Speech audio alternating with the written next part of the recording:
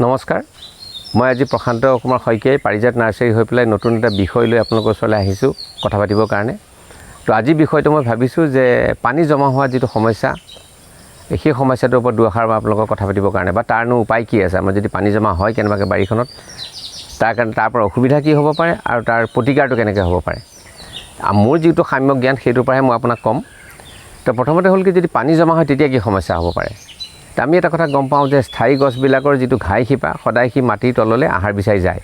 যদি স্থায়ী পানী পায় তেনেহ'লে সেই গছজোপাৰ শিপাটো আৰু পানীৰ তললৈ যাব নোৱাৰে আৰু তাৰ বিপৰীতে সি পথালিকৈ শিপাটো গুচি যায় আৰু যাৰ কাৰণে গছজোপাৰ বাহনটো ৰৈ যায়। আৰু সেই ক্ষেত্ৰত দেখা যায় যে স্থায়ী গছবিলাকে যদি সুবিধা নাপায় তেনেহ'লে গছজোপাৰ পৰা ফুল ফল বা বাকী আমি যিটো পাব বিচাৰোঁ সেইটো আমি নাপাওঁ। তো সেইকাৰণে আমি সাধাৰণতে এটা কথা আপোনালোকে লক্ষ্য কৰিছে যে বাগান বা স্থায়ী বাগানবিলাকত, চাহ বাগানবিলাকত আমি দেখোঁ যে তেওঁলোকে বিভিন্ন ধৰণে আপোনাৰ এই পানী যিটো ৱাটাৰ লগিং বা পানী জমা হোৱা যিটো সমস্যা তেওঁলোকে সমাধানটো কৰে। সেইটো কেনেকৈ কৰে, কিছুমান জেগাত সৰু নলা দিয়ে, কিছুমানৰ ডাঙৰ নলা দিয়ে আৰু অৱশেষত গৈ পেলাই 10 জেগাত গৈ তেওঁলোকে পানীটো এটা জেগাত গোটাই দিয়ে। তো আমি সাধাৰণভাৱে যেতিয়া বাৰীখন কৰোঁ তেতিয়া আমি কি কৰিব পাৰোঁ, তাতোতো আমাৰ কিবা এটা উপায় লাগিব। তো এটা উপায় আমাৰ হাতত চকুত পৰিছে যে আপুনি নলা সৰু সৰু নলা কাটি পেলাই আপুনি যিডোখৰ বাৰীৰ দ অংশ সেই অংশটোত গৈ পেলাই অকণমান বহলকৈ অকণমান পানীখিনি জমা হোৱাৰ এটা ব্যৱস্থা কৰিব পাৰে, যাতে আপোনাৰ বাৰীখনৰ এটা জেগাৰ পৰা অন্ততঃ পানীখিনি ওলাই গৈ এটা জেগাত জমা হৈ গুচি গ'ল। আৰু সেই যিটো জমা জেগা তাৰ ওপৰত আপুনি চাং পাতি হয়তো লাও চাও গুড়িটো দিওঁতে আপুনি পুখুৰীটো পাৰত দিলে আৰু আনহাতে দ অংশটোৰ ওপৰত আপুনি চাং দি পেলাই পাচলি কৰিব পাৰে। গতিকে সেই জেগাডোখৰ ব্যৱহাৰ হৈ থাকিল আৰু পানীটো ইয়াৰ পৰা ওলাই গুচি গ'ল। তাতে এটা কথা থাকে, যদি আপুনি দেখে যে নহয় পানীখিনি আপুনি ৰাখিব পৰা নাই বা বাহিৰলৈ আপুনি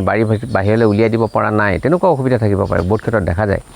তো তেনেকুৱা ক্ষেত্ৰত মই দেখিছোঁ বিভিন্ন মহানগৰৰ মানুহখিনিক মই দেখিছোঁ কেতিয়াবা তেওঁলোকে সেই পানীখিনি উলিয়াই দিয়াৰ ব্যৱস্থা এনেধৰণে কৰে যে তেওঁলোকে এটা পাম্প ব্যৱহাৰ কৰে, যিটো আমি খোৱা পানীৰ কাৰণে পাম্প আমি ব্যৱহাৰ কৰোঁ, তেনেকুৱা ধৰণৰ পাম্প এটা ব্যৱহাৰ কৰি পেলাই নিয়েৰেষ্ট কিবা 10 জেগালৈ বস্তুটো পাম্প কৰি পেলাই উলিয়াই দিয়ে। সেইটো আপোনাৰ বাৰীৰ পৰা 20-30 ফুট দূৰতো হ'ব পাৰে বা হয়তো প্ৰয়োজন সাপেক্ষে 50-60 মিটাৰ দূৰতো হ'ব পাৰে। 10 জেগালৈ যদি পানীটো উলিয়াই দিয়ে তেনেহ'লে বাৰীত আপোনাৰ পানীৰ সমস্যাটো কিছু কমিব। আচ্ছা, দ্বিতীয়তে আৰু এটা ৰাস্তা আপোনাৰ হ'ব পাৰে, যেনে বেৰৰ পৰা যদি আপোনাৰ সীমাত কিবা বেৰ আছে, বেৰৰ পৰা 3-4 ফুট ভিতৰত আপুনি অন্ততঃ 5 ইঞ্চিৰো দিব পাৰে, 3 ইঞ্চিৰো দিব পাৰে, তেনেকুৱাখন ৱাল দিলে, বাউণ্ডেৰী ৱালৰ দাঁতিত ভিতৰৰ ফালে আপুনি ৱাল দিলে, দি পেলাই তাৰ তলত ফুটাও উলিয়াই দিলে যাতে পানীটো ওলাই যায়। আৰু সেইখন 3 ফুট বা 4 ফুট বা 5 ফুট আপুনি ওখ কৰি তাত মাটিখিনি জমা কৰি যদি তাত আপুনি পুলি ৰুৱে তেনেহ'লে পানীৰ সমস্যাটো তাত নাথাকে। সেইটো এটা খুব স্থায়ী সমাধান আৰু বৰ ধুনীয়া সমাধান আৰু বহুতে সেইটো ব্যৱহাৰ কৰে। তো বহুতো ক্ষেত্ৰত দেখা যায় যে ইটাৰ ৱালখন দিওঁতে হয়তো খৰচ পাতিৰ কথা থাকে। সাময়িকভাৱে আপুনি ব্যৱহাৰ কৰিবলৈ আমি এটা কথা ছাজেষ্ট কৰোঁ যে পুৰণা টায়াৰ, যেনে জীপৰ টায়াৰ বা গাড়ী টায়াৰ, এম্বাচাডৰ টায়াৰ গোটাই আপুনি 3-4টা টায়াৰ যদি ওখ কৰি লয়, মাটিটো যদি তাৰ ভিতৰত ভৰাই লয় তেনেহ'লে তেতিয়াও আপুনি এটা কুচন পাই যায় য'ত আপুনি পুলিটো লগাব পাৰে। কিন্তু খুব বেছি ডাঙৰ পুলিৰ কাৰণে সেইটো সম্ভৱ নহয়, সৰু পুলিৰ কাৰণে হয়তো কিছু হ'ব পাৰে, ফুল চুল পুলিৰ কাৰণে কিছু হ'ব পাৰে। বা বহুতে দেখা যায় এনে ক্ষেত্ৰত টাবো ব্যৱহাৰ কৰে, সেইটো এটা উপায় আপোনাৰ থাকিব পাৰে। কিন্তু এইটো ঠিক যদি বাৰীখন জেকা হৈ থাকে, যিকোনো স্থায়ী গছৰ আপোনাৰ বাহনৰ কাৰণে এটা সমস্যা হৈ পৰে। তাৰে দুটামান উদাহৰণ মই ভাবোঁ যে আপোনালোকক মই যেতিয়া আপোনালোকে দেখুৱাই দিওঁ আমিনো বাৰীত আমি কেনেকৈ আমাৰ পানীৰ ওলাই যোৱা ব্যৱস্থাটো কৰিছোঁ আপোনালোকে চাই ভাল পাব। আমি এইদৰে বাৰীৰ মাজৰ পৰা ওলাই যোৱা নলা বনাইছোঁ, আমি পকাৰ বনাইছোঁ। এইটো জৰুৰী নাই যে আপুনি পকাৰ বনাবই লাগিব। যদি আপুনি পকা বনায় তেনেহ'লে এনেকৈ বাঁহৰ চাং দি পেলাই আপুনি পুলি চুলি বা বেলেগ বস্তু থ'বৰ কাৰণে সুবিধা কৰি ল'ব পাৰে। আৰু এই নলাবোৰৰ মাজত এটা কথা আপোনালোকে লক্ষ্য কৰিছে, মাজতে এডোখৰ আমি ঠাই বহল কৰি দিছোঁ, বেছিকৈ বহল কৰি দিছোঁ আৰু দ কৰি দিছোঁ, যাতে এই বাৰীখনৰ যিডোখৰ গেট আগলৈ যিটো নলা আগলৈ গৈ থাকিব সেই গেটটো যাতে আগলৈ নাযায় আৰু গেটটো যাতে জমা হৈ যায়। আৰু সময়ে সময়ে আমি এই গেটটো চফা কৰি থাকোঁ, ইয়াৰ এটা বহুত উপকাৰিতা আছে। আৰু সেইধৰণে পানী নলাটো আমাৰ গুচি গৈছে। আৰু আগত গৈ মই আপোনালোকক দেখুৱাম কিদৰে এই পানীখিনি গৈ পেলাই আমাৰ বহল জেগাটোত কেনেকৈ পৰিছে আৰু তাৰ পৰা কেনেকৈ আমাৰ বাৰীৰ ওপৰত আগলৈ ওলাই গৈছে। আমাৰ এই সৰু নলাবোৰৰ পৰা পানীটো আহি এইদৰে গৈ এইদৰে এই নলাটোৱেদি গৈ সেইডোখৰ বহল পানীখিনিত আপোনাক দ খাই যায়। সেই জেগাটো আমাৰ দ আছিল আগতে, গতিকে তাত আমাৰ পানীখিনি জমা হয়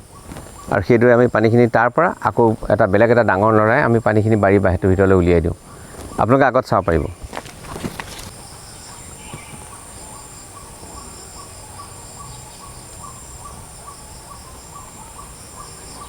আপোনালোকে দ পানী হোৱা জমা জেগাটো দেখিলে আৰু তাৰ পৰা অৱশেষত আমি এনেকুৱা বহল নলাৰে আমি পানীটো বাৰীৰ বাহিৰলৈ উলিয়াই দিয়াৰ ব্যৱস্থা কৰিছোঁ। এই নলাটো সামান্য দ হ'ব পাৰে বা অকণমান বহলো হ'ব পাৰে, এই আমাৰ নলাটো কিছুদিন খন্দা হ'ল যদি আপোনালোকে নতুনকৈ খান্দে তেনেহ'লে তলৰ মাটিখিনি আপুনি পাৰত জমা কৰি দিলেও আপুনি ওখ জেগা কিছু পাব তাতে এটা কথা মন কৰিবলগীয়া যে নতুন যিখিনি মাটি আপুনি তলৰ পৰা যেহেতু 6 ইঞ্চি তলৰ মাটিটো আহিব সেই মাটিখিনি পাৰত আপুনি যেহেতু দিব সেই মাটিখিনিত কিন্তু তাত সুষম খাদ্য নাথাকে তো সেইটো কাৰণে আমি আগৰ ভিডিঅ'ত আমি উল্লেখ কৰিছোঁ যে কিদৰে আপুনি নতুনকৈ মাটিডোখৰ আপুনি চহাই ল'ব পাৰে তাত ভাৰ্মি কম্পোষ্ট বা আপোনাৰ পচন সাৰ দি সেই মাটিখিনি ৰেডি কৰি লোৱাৰ পিছত যিকোনো গছ আপুনি ল'ব পাৰিব আৰু এটা কথা ইয়াতে সুবিধা দেখা যায় যে বছৰত 8-9 মাহ সেই নলাটোত আমাৰ পানী থাকেই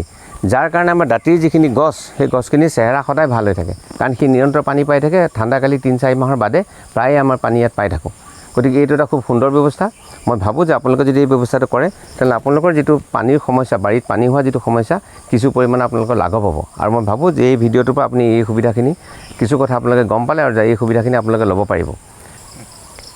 এইখিনিতে আমি আপোনালোকক আৰু এটা বস্তু দেখুৱাব খুজিছোঁ যে আমি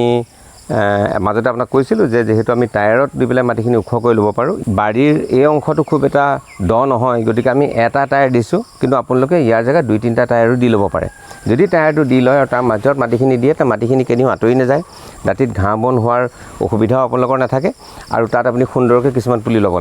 লগাব পাৰে যেনেদৰে আমি এটা আদা লগাইছোঁ ধৰক এইটো হ'ল গালাংগাল থাইলেণ্ডৰ এটা আদাৰ প্ৰজাতি তাক আমি লগাই ৰাখিছোঁ বাট আপুনি ইয়াত দেখিছে আপোনালোকে লেমন গ্ৰাছ আমি লগাই ৰাখিছোঁ য'ত বেছি দ জেগাৰ প্ৰয়োজন নাই ওখ জেগা হ'লে সি ধুনীয়াকৈ বাঢ়ন হয়